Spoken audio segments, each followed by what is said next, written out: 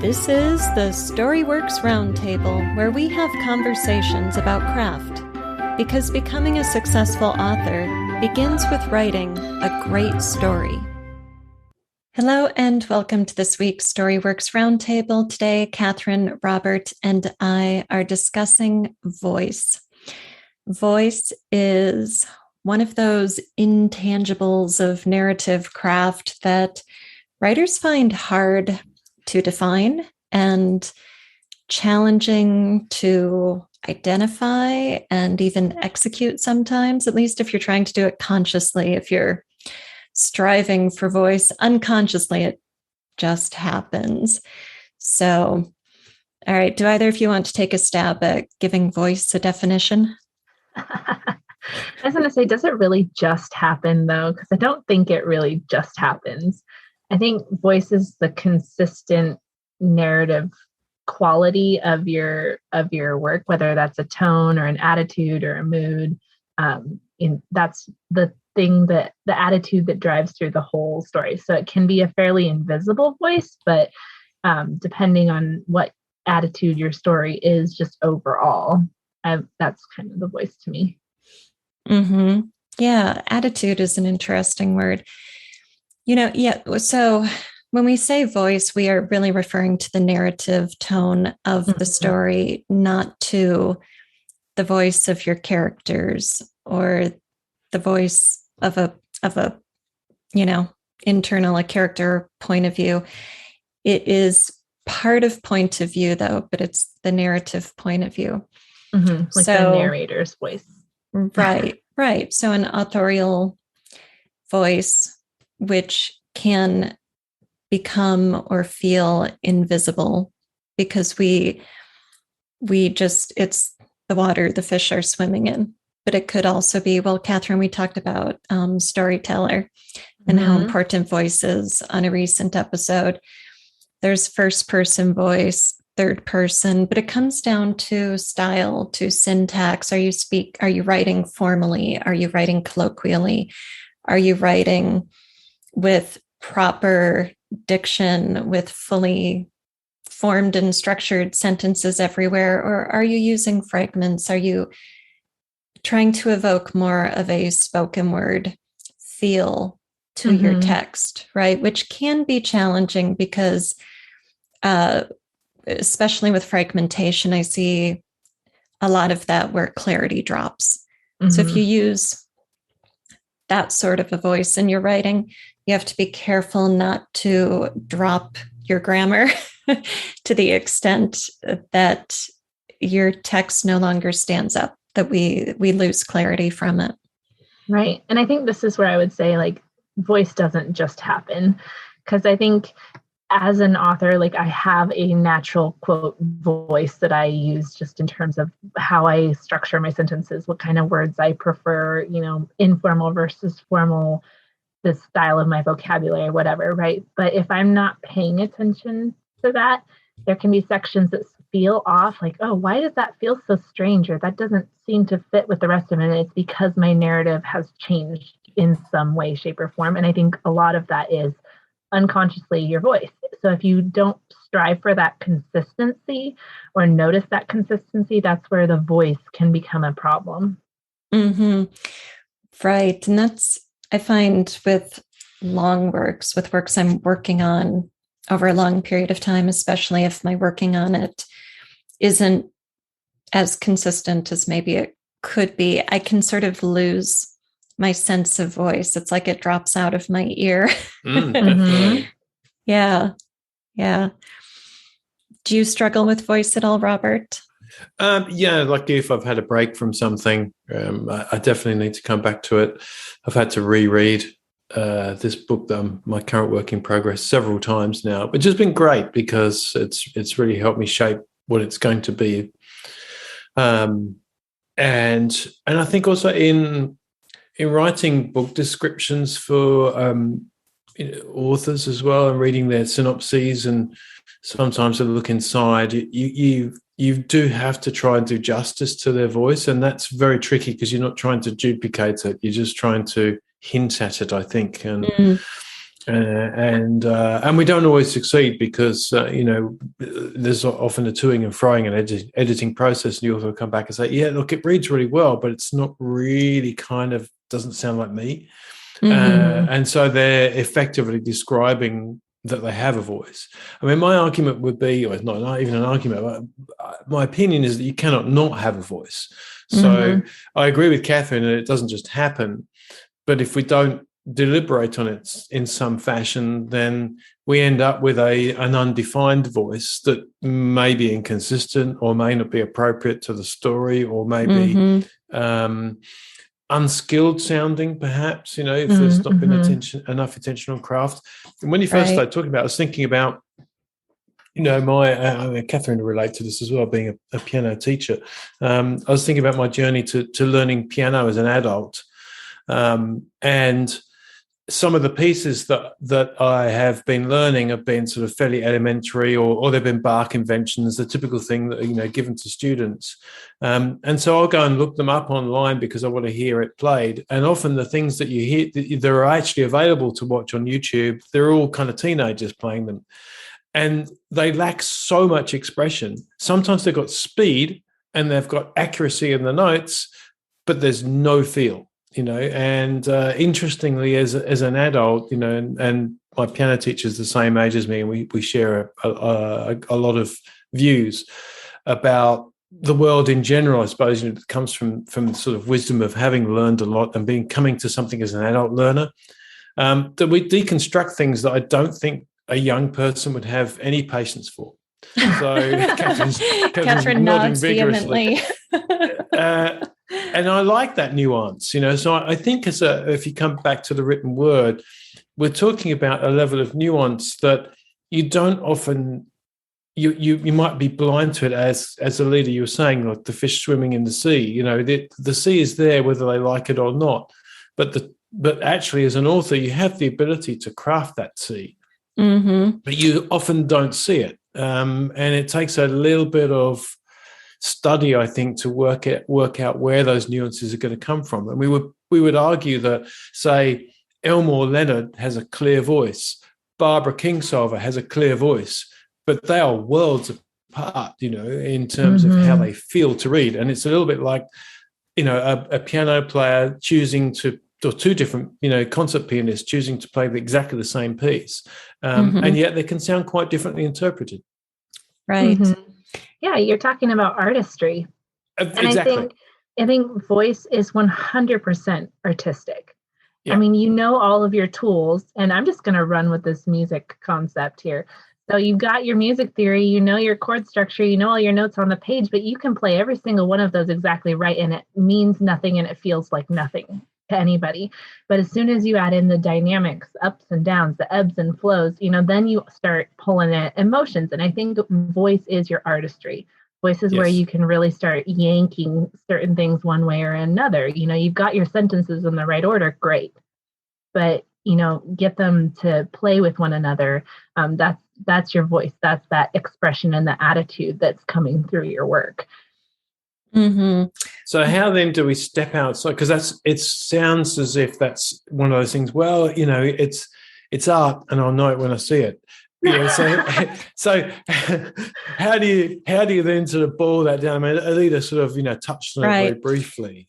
Yeah, I thought you said something really astute, Robert, that if you don't craft your voice, if you just only run with what flows naturally from you, it might not be appropriate to the story, And so how do we find our voice? Well, practice writing, discover our style, but then how do we develop the ability to shift it, to make it suit our stories? I think one thing we can do is mimic writers who are doing something well and different from the way we write naturally, So if you take,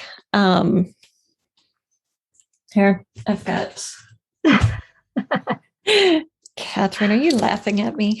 She's always got a pile of books on her desk. I know, right? I used to love these exercises in college and stuff. They'd say, oh, write in the style of ... And it's really interesting because when you start actually thinking about, well, what does that mean? And how do I write in the style of, I don't know, Jane Austen, because I'm in college, right? Or how do I write in the style of Dickens? And some people would say, oh, immediately you have to write in a certain time period, or you have to write but that's not really it. Once you start figuring out oh, okay, no, I'm actually going to write, you start feeling, okay, the stiltedness of the language here, or the amount of, this here or that there. And once you start putting those pieces together, that's when you start realizing I'm actually writing in the voice of Jane Austen or Charles Dickens, not necessarily writing a historical fiction about yeah, exactly. Yes. Yeah. And, to avoid creating confusion in yourself with that historical writer issue versus contemporary, pick contemporary writers. So this is The Post-Birthday World by Lionel Shriver, and the point of view character, Irina, is fixing dinner and she's arguing with her boyfriend, or I guess husband. Can you just hold the cover up there we go. The Post-Birthday World on the audio, by Lionel Shriver. Yes, Thank those you. on video. Irina stopped chopping. The remains of her appetite rolled off her like last Irina stopped chopping. The remains of her appetite rolled off like her last slice of zucchini. This evening was signally failing to embody the normalcy she had craved. But normalcy, as she once understood it, was apparently a thing of the past. So far, she and Ramsay had either been high as kites, on booze, on sex, or simply on each other, or anguishing over the latest dreadful abuse she'd visited on poor Ramsay without even noticing. In walking out on Lawrence, she had unwittingly repudiated the steady as she goes, and for the moment, she was undecided as to whether swapping the glassy waters of popcorn and TV for the stormy swoop, lurch, and plummet of these last 7 months was a criminal swindle or the biggest bargain of her thrifty life. In any event, once you were pitching down the sheer bank of a breaker in open seas, it really didn't do much good to contemplate whether it would have been wiser or more relaxing to be paddling in circles on a duck pond. So that's just one paragraph. Wow. And this is the voice of the entire novel. I'll let you two comment on what you heard there. Smart, interior, thinks very deeply about her own set of circumstances and relates them in a way that is intellectual. Yeah.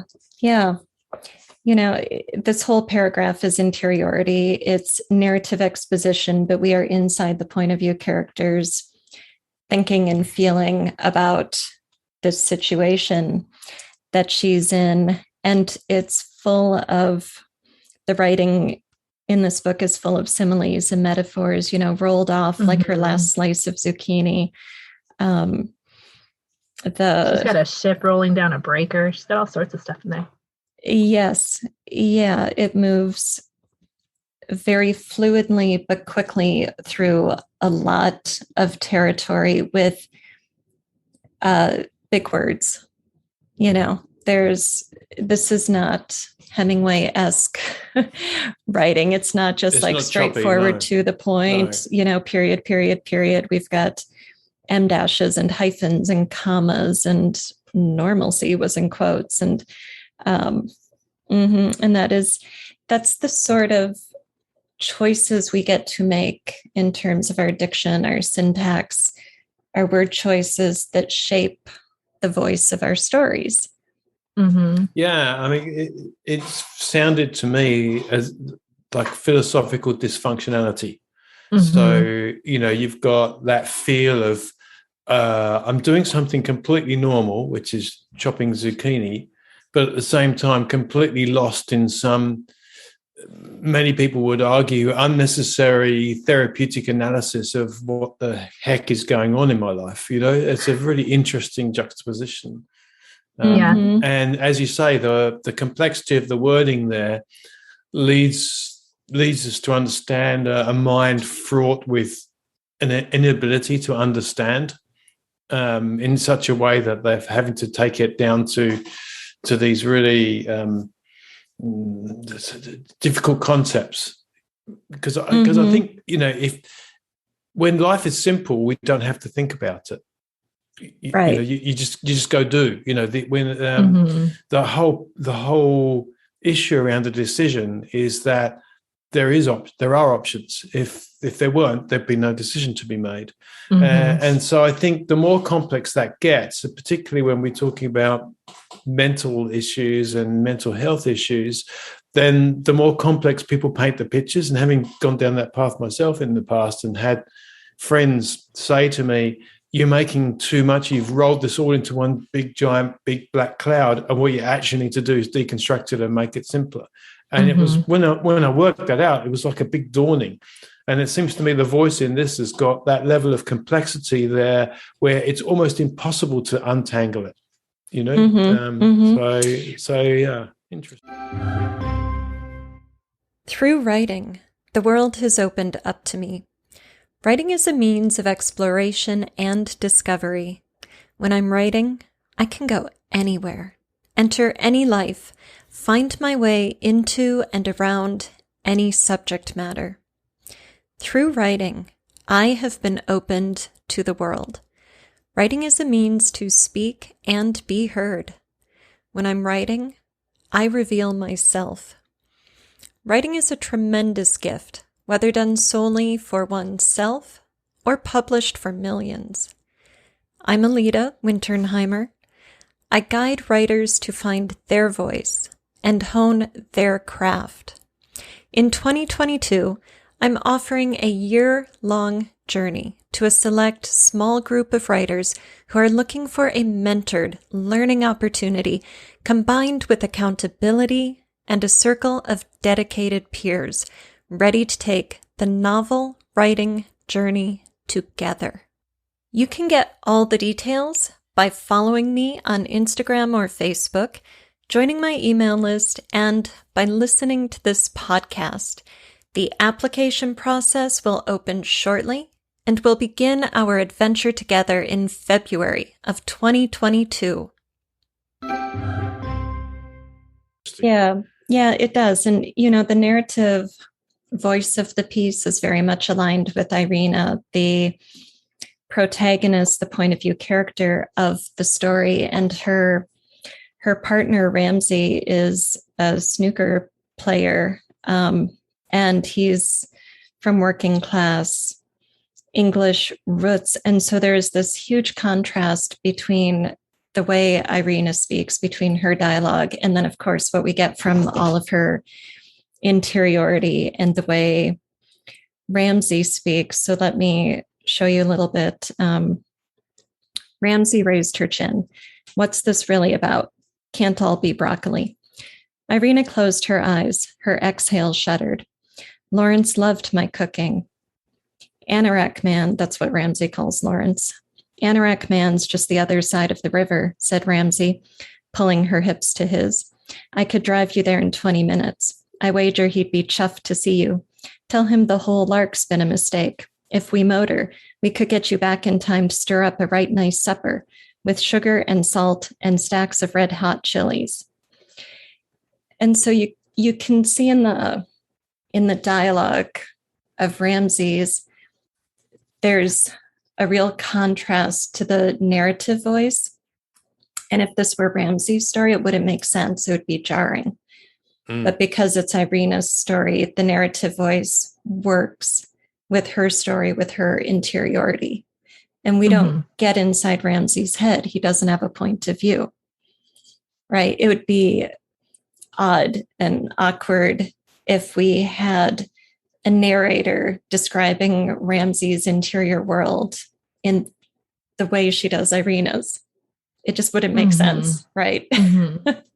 Yeah, well, even the cadence of his speech was choppier and different. So like that voice of the narrator matching your point of view character in this case makes the most sense, right? You wouldn't want to have the voice overarching Ramsey's, because it's so different and it needs to be so different to demonstrate that contrast and the conflict. Right. Yes. Yeah, you do. And go ahead, Robert. Yeah. The other interesting thing is we don't really think like that, do we? I mean, we don't think in words and similes and metaphors.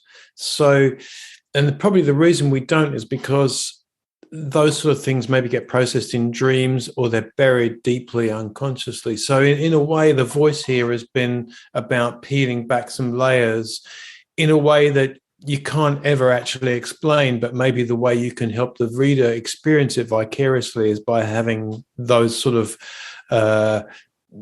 interesting juxtapositions. Mm-hmm. Yeah, it's creating almost like this dream world-esque kind of feel to it. Yeah. Like you've descended below the depths of conscious level of her brain.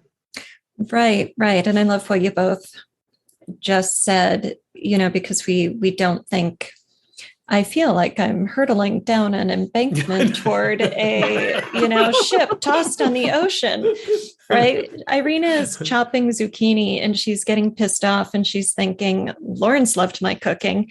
Why am I making brown rice and zucchini for Ramsey? She's bored with this dish. She wants to do hot chilies and all this other stuff. So the narrative exposition, right, to expose, expound, explain, is giving us this tapestry of metaphor, simile, imagery to evoke emotion in the reader, to convey those feelings to us and give us that depth of meaning that you don't get from, well, Lawrence likes my cooking, chop, chop, chop. Right. Or even simplifying her thinking and just, man, this is annoying. I wonder why I'm with him and not with my ex. Yes. Yeah. And if we got that as a reader, I at least would think, okay, where's the story? Right. Yeah. Ramsey doesn't like her cooking. Okay. Next. Yeah. Exactly. And done heavy-handedly, it could just be like an entire paragraph of purple prose. So, Shriver has walked that fine line of keeping the story going at the same time as, just dripping in these nuggets of mind-boggling similes that you think, what? I'm just chopping zucchini here. Right.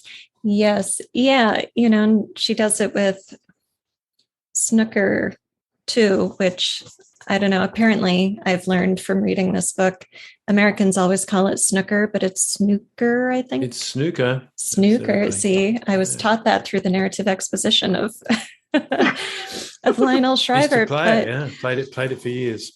Yeah. So, she has descriptions of Ramsey playing snooker and uses the appropriate jargon, and we get to learn about it along with Irina. But I started reading this book and I kind of thought, oh boy, am I going to be bored to tears by all of this snooker? So talk about walking a fine line between providing this element of the story that is essential to our characters and making it interesting and relevant to the readers all along the way, because, her readership is not going to be comprised of Ramsey's biggest fans. Let's face it.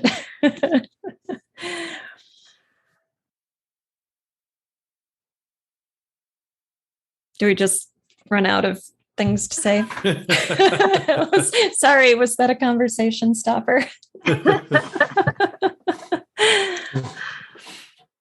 it's such an interesting thing to have to become consciously aware of. I think it's almost as if, and again, if we come back to the art point of view, as Kathryn said so brilliantly, that it's almost when you try to force art, it doesn't happen. And so one has to find one's way with it. And I think that's where you get those sort of glib statements of, well, you've got to find your voice, as an author. And I like what you said, Alida, about, well, one thing to do is to set yourself exercises to try and write like others. And I think that's, again, if I come back to my musical stuff, sometimes when you're struggling with a piece, it helps to break the record and say, okay, I'm going to play it in the style of jazz, or I'm going to, try and deliberately do all the mistakes that I normally make that I've practiced in. So you're taking control of something that you previously didn't have control over. So I think conscious awareness of voice is the first step, and it's not necessarily easy. I mean, you're going to read your own work and go, yeah, but okay, scratch my head. What's the voice in that? Sometimes you've got to get other people to read it and reflect it back. Yes. Yeah, absolutely. And I think, by writing what we don't normally write, we stretch our boundaries. I've worked with writers who are coming from internet business writing, and so all of their paragraphs are 1 to 3 sentences, and all of their sentences are very short with minimal punctuation, da da da da da period, da da da da da period. And that's it. And that becomes tedious in literature. And it becomes, it lacks voice. It has no voice. And so if you love Hemingway, or you love noir detective stories where everything is kind of this choppy, short type thing, then go read something like Shriver or Dickens, or, whatever. Pick something that is going to force you to imbibe story differently. And then start writing sentences that need 4 commas. Add an M dash somewhere. See what happens when you shift your manner of creation. Mm-hmm. And you would say like the voice on something like a noir detective story might be dry and gritty, and maybe so they don't get spooked easily. Something grotesque happens and they just kind of, this is what happened, right? It's very dry and to the point. Whereas something else, if you want to have that change, you can have something grotesque would happen, and all of a sudden it becomes this massive thing. You describe it and it becomes the thing that changes your character because of the way that it's been addressed, versus the voice being addressed like a dry, just to the point kind of thing. So again, that's the voice acting in a way that supports the story and the point that you're trying to make. Right. And then if you like writing long sentences, do the opposite. Grab, Hills Like White Elephants or something, and keep your narrative minimal, rely on dialogue, don't name your characters, don't give any interiority. Write a story like that. Yeah, I was thinking about this as well from the point of view of how you can actually use your unconscious mind to help bring things to conscious awareness. And one way to do it is to wear different hats as an identity. So, we talked about Ramsey versus Irina, and they clearly have different characters. Well, you as the author can be a different character. So you say, okay, I'm writing this as if I am an elderly grandmother, or I'm writing this, as you said, as if I'm Dickens, but that might be a little harder for people. But if they can take on, say, somebody they know, or, the annoying 13-year-old brat that lives down the road, I'm going to write as if I were them. And that will give you some flexibility in there as well. And because I was thinking about it again, this came to me from music, but you can play as if you were Rachmaninoff, or you can play as if you're a 12-year-old learning. You know what I mean? So, well, I can't play as if I was Rachmaninoff, but not many people can. No, exactly. But I think the be as if command is actually something that human beings can do. I mean, and can do pretty successfully. I mean, we're all entertained by actors whose very job is pretending to be somebody else. So it can be done.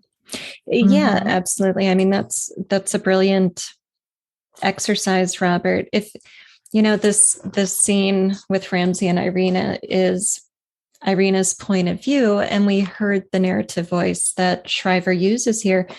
So if everybody went and grabbed a copy of this book and went to page 270 or pick any scene, rewrite the scene from Ramsey's point of view, use a narrative voice that suits his character.